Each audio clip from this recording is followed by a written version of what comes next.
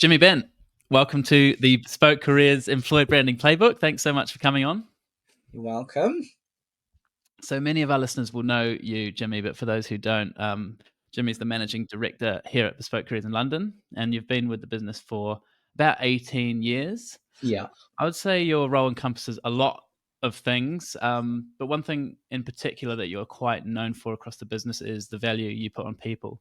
So I wonder if we could start just by talking about why you think it is, and why do you think people are so important to a business, and as well as how's your role evolved in the last few years in that respect? Sure. I mean, I think our business particularly is a people business. To do this job, you have to have what we call social orientation. So, you really value relationships.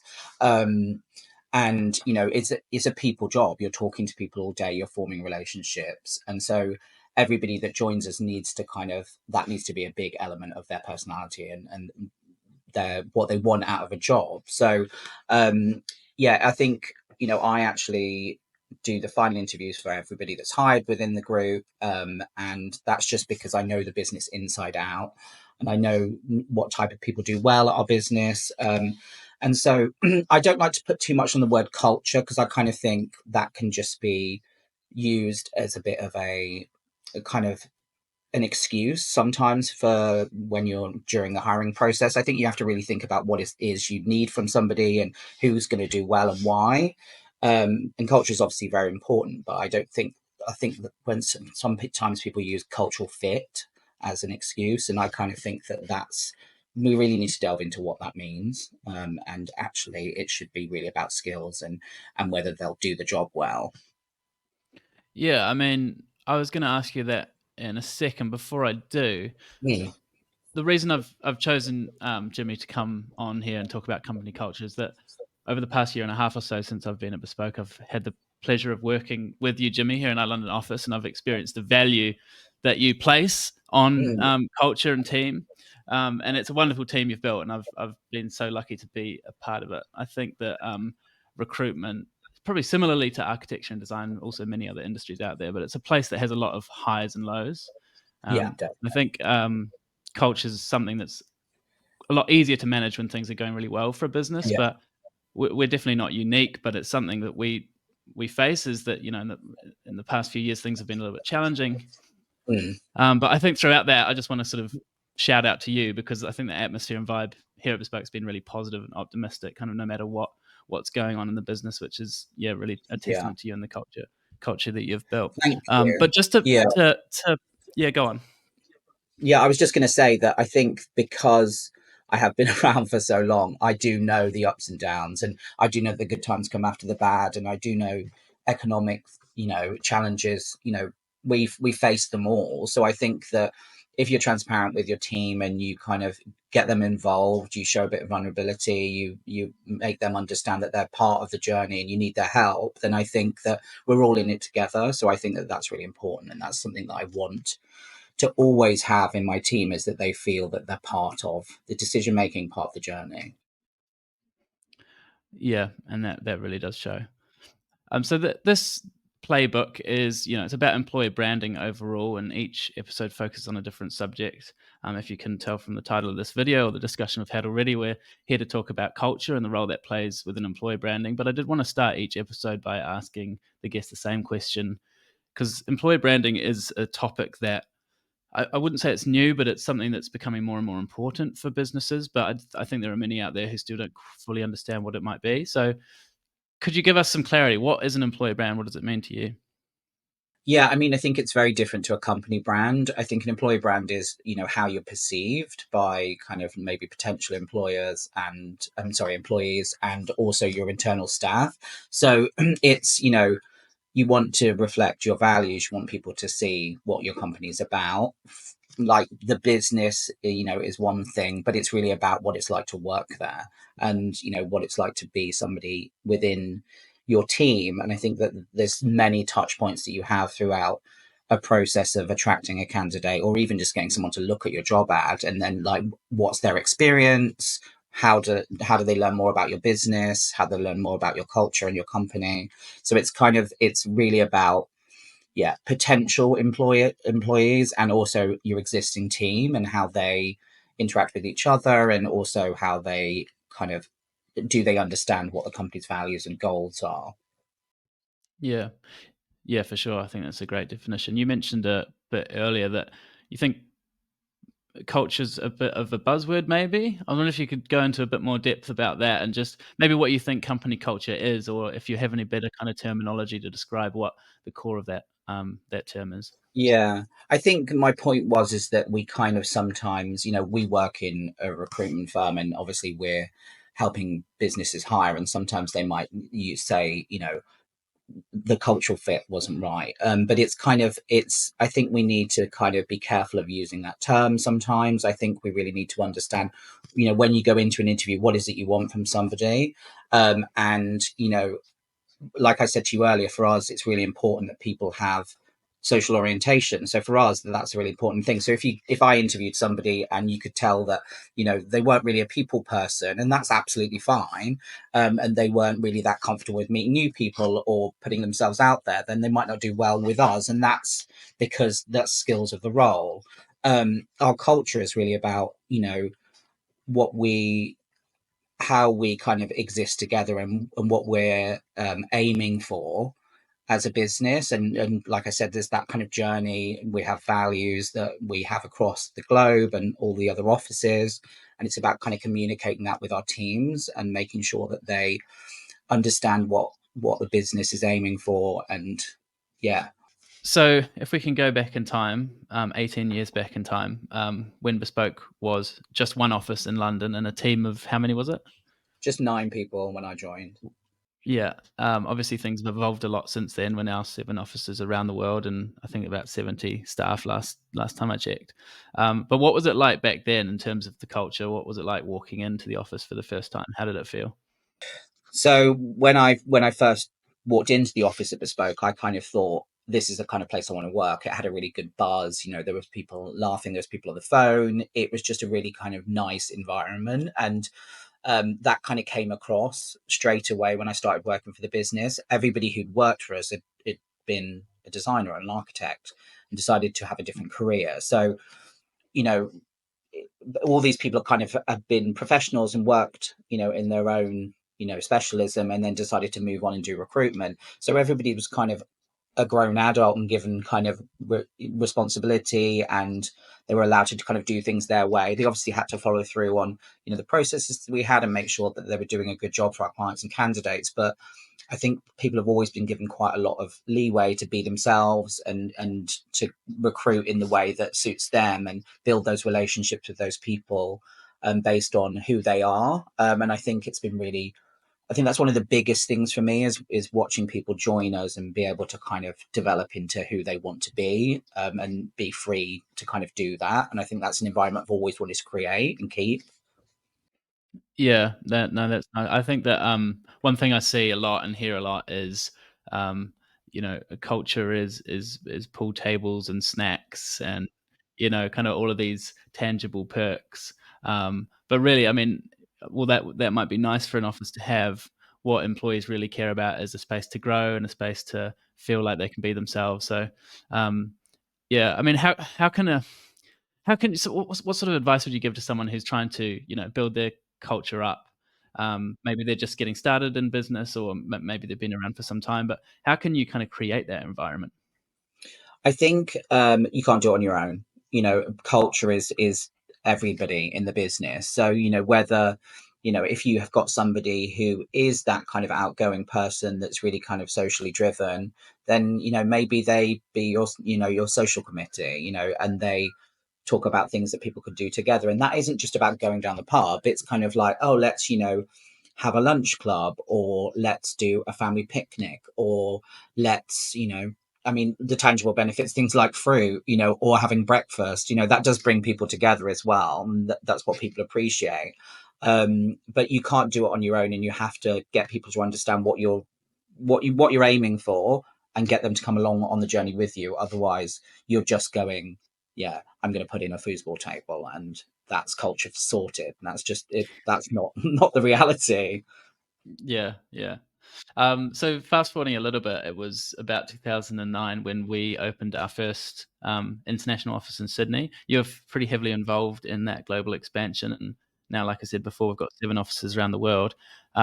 What's it like trying to maintain a company culture, going from 9 people in an office to nearly 100 people around the world? How do you kind of stay consistent? How do you keep that at the forefront?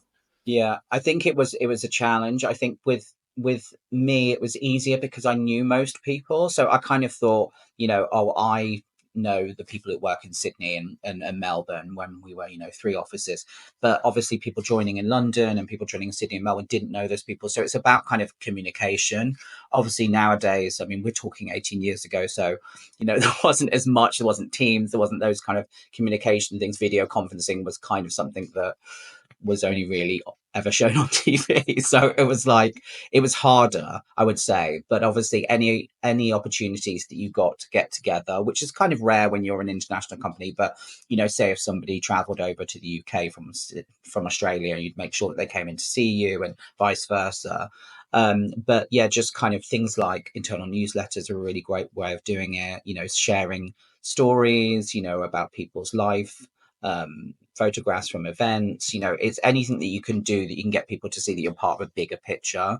I think is really important when you're international. And your time zones are tricky, but anything you can do where you can kind of get people together. And nowadays it is much easier because of video conferencing. But yeah, it's just about getting people to see that they're part of a bigger vision rather than just insular offices.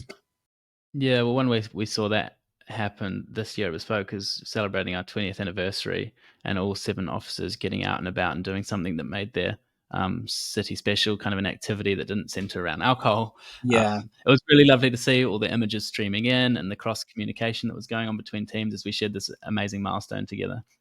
We're apart, but together at the Yeah, same time. yeah. It was a fun day, and I think it kind of really reflected across all of the images and all the days that people had. So I think it was, yeah, it was a great day, and I mean, it's been part of our whole year of celebration. So yeah, it's a great milestone Yeah, for us. in London, we traversed across the city and explored the rooftops of many architectural wonders, which was particularly exciting for me, only being in London, coming from New Zealand a year and a half ago. So it was my first experience with But many of what's those. funny is that, yeah, a lot of us have lived in London for years and haven't done any of those things. So it was really great for us as well. So I think that, yeah, again, that was an idea that we put that out to the team and said, look, come up with some ideas. What could we do to mark the day? And it was a bit of competition involved, which people love in our team. So no, it was a great day. Yeah, and without getting too sentimental, there was something about standing on top of the buildings that our teams have helped build, Yeah. indirectly through building the teams that created them. So it kind of felt like we were seeing the sort of fruits of the labor Mm, while we were out there. So that was lovely. Just getting back to culture, but I want to talk about hiring process. We yes. have already mentioned it a little bit, but I know we have a particular way of doing things at Bespoke, particularly personality tests. I think a lot of people might hear those words and go, "It's all fluff. There's no point. You may as well just ask them their star sign." But how have you used personality tests, and what kind of value do you see them playing Yeah. in building a good culture? I mean, firstly, we don't call them personality tests because it's not about someone's personality. It's characteristics. So everyone's born with characteristics. So we use tests based on the disc profile. So what psychometric assessments is what they're called, but that sounds even more intimidating than personality tests. But the reason why we did it is because we often hire people who have never done recruitment before, and we were hiring some people who we thought would be great at the job, and they didn't work out, and we couldn't work out what was different between hiring this person who had to us the same attributes as this person.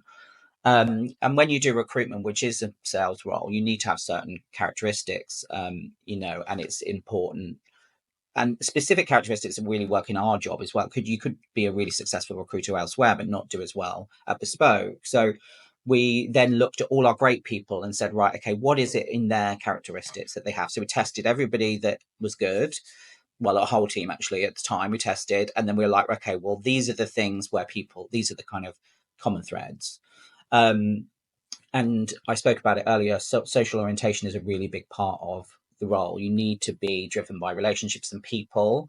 So we it's a part of the recruitment process, and we don't bring it in until kind of maybe second interview stage. So I'd usually do a quick phone call with somebody, then I'd get them in for an interview, and me and Lucy would probably do it together. Lucy is the sales director and runs the recruitment team. um, and we would do a second interview, a first interview, and then probably have a second interview maybe with somebody else from the team that they were going to join. Then we might do a meet the team, and throughout that process, then we do a psychometric assessment. So it's an online questionnaire. They answer questions about themselves. We don't see the answers to the questions. We just get a report built off it. And then I'll go into that report and I know what we're looking for, like what type of person we're looking for, what characteristics, what drivers they have. And it's been so accurate, and that's why we must have used it for probably about 15 years, because it's just always proved to be correct. I mean, sometimes some people just don't get on with it, and then the assessment comes back and you're like, that isn't them, but that's fair enough. Like I said, it's just part of the process. But I think they are valuable, especially in our type of role. And we've had clients who we've suggested using them for, for as well for their hiring when they're trying to hire a particular type of role. Yeah, nice. I think going back to the hiring process more in general, I mean, I remember like it was yesterday walking into the Bespoke office and you were sitting there waiting for me. And I usually get pretty nervous before interviews, but it wasn't 10 seconds after I sat down that I felt fully at ease um, with the way you handle things. And I think company cultures, it starts there and it starts before there Yes. as well. The hiring process is such an important part of establishing what an employee is going to expect from a cultural perspective. And I think, yeah, it wasn't this kind of boardroom environment where you were asking me some really tough questions. It was an open conversation where I got to learn as much about you as you got to learn about me. Yeah. And I think as well, doing interviews for so long, actually, you might not think I was thinking I was asking you a question, but really I was. It was just about how I kind of maybe pitch it, because what I don't want to do is fire questions at some people. And sometimes I will be doing that and I'll notice and I'll call it out and say, I'm sorry, I've just been firing questions at you. But it's because I'm kind of thinking of them at the time. But also as well, it's, how people respond to that. And you have to kind of read people. You can't just go into a one size fits all, I think, when you're interviewing people. I think you need to kind of feel how they are. If you notice that they're nervous, then you kind of might take it a bit easier, or try and take the pressure off a bit until they feel more comfortable, because then you're going to get the best out of them.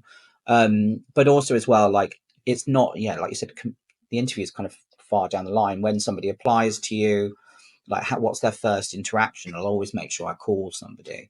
Just, I'll pick up the phone, have a quick conversation with them, find out what they're looking for, and then take it from there, rather than emailing back or getting somebody else to do it. I think it's important that I have that contact at the beginning, because ultimately, one of my responsibilities is hiring the team. So, but then all the way through, it's like, okay, when they have a second interview, make sure that the second interviewer doesn't ask them the same questions. Brief them on what you've already asked, tell them what you want them to get out of the interview. Then I think meeting the team is really important. You're going to be working with these people 7-8 hours a day, so meeting the people that you're going to work with, I think, gets buy-in straight away, and from both sides. I think that's really important. You don't want to hire somebody that people aren't sure about, because ultimately, is talented or as skilled as they might be, if somebody's not on board with the hire, that's it's not going to work well. Yeah, yeah, for sure. I mean, people who are experienced in hiring will know, today much more than possibly any time before, that interviews are a two-way thing. It's certainly not a sure thing. If you want a candidate, they're going to want you. So you do have to be putting your best foot forward and treating it in that way. Um, can we get into a little bit of a difficult area? I want to talk about something that's impacting a few architecture and design firms around the world at the moment, which is redundancies. Obviously, there's something that can be an immediate sort of plight on your culture and everything that you've built. How the heck? I mean, we've had to deal with that in the past, I've heard. How can you handle that? How can you make sure that in the face of redundancies, you're not destroying your company culture and morale? And where do you go after you have to make those tough decisions? I think, when you have to make tough decisions, like in redundancies, when you do the process, you have to let everybody know anyway. But I would say that, over communicating is really important. You need to get people to understand, you know, that this is happening and why it's happening. And, nobody wants to make those decisions, but sometimes it's essential for your business to carry on because you need to cut costs. And we've had some really, really turbulent times over the past, you know, 10 years, I would say, and I think that it's key that you do the process properly. You have to follow the rules. And then I think once the process has been completed, then regroup and talk to your team about how they're feeling, and if they've got any concerns, and assure them that, if you can assure them that their jobs are safe, and this is what we've done in order to achieve the next stage of the business. I think coming together and doing something nice together after, when you've had a difficult time is a good way of bringing everyone back together. So that could be a social event. But yeah, I think communication is so key on any of these kind of decisions that you're making. And I think if you sit in a boardroom and, you're concerned about the way the business is going, and nobody else sees that, and then you come in all of a sudden and go, okay, we have to make some redundancies, that's going to be a shock. So you have to be transparent and open with your teams about how the business is performing, so that it isn't a shock, and they're kind of on board with the difficult decisions to have to be made. But it's just not nice. It's not nice for anyone. Yeah, on that point of feedback and communication, I think, yeah, it extends beyond just redundancies. It extends into everything you're doing at Bespoke. I know we do an annual employee satisfaction survey. Is that Mm, what we call it? yeah. Um, how can architects and design hiring managers and leaders use those to improve their company cultures, and how have we done it at Bespoke? Yeah, I mean, this was something that was brought in by Sophie Tate, who is now at PDP. So she was our HR director, and she did an amazing job of creating this survey. And I think we've been doing it for probably more than 8 years, but I'm thinking looking about 8 years. And it asks so many questions. It asks questions about culture. It asks questions about people's compensation, about people's relationships with the team members. And for us, it's really important. So we do this every year, and we send it to everybody in the team. We hope that everybody completes it because it's their opportunity to kind of have a totally anonymous input, and that's really important. I think that it is anonymous, and then we will review it at the AGM, and we literally spend a whole morning on reviewing the results with an HR advisor in Australia. We go through it and we look at the comments that people have made, and we spot patterns, and we go, okay, this is an issue, we need to fix that.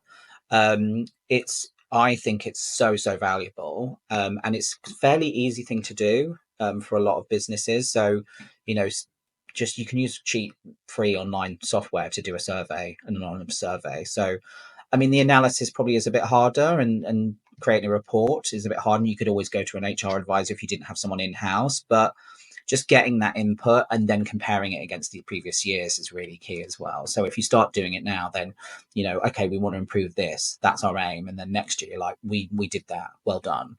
And then okay, what do we need to do now? So I think that it's a kind of no brainer, especially if you're of a certain size. I would say kind of 15 plus. We'd want to start doing it.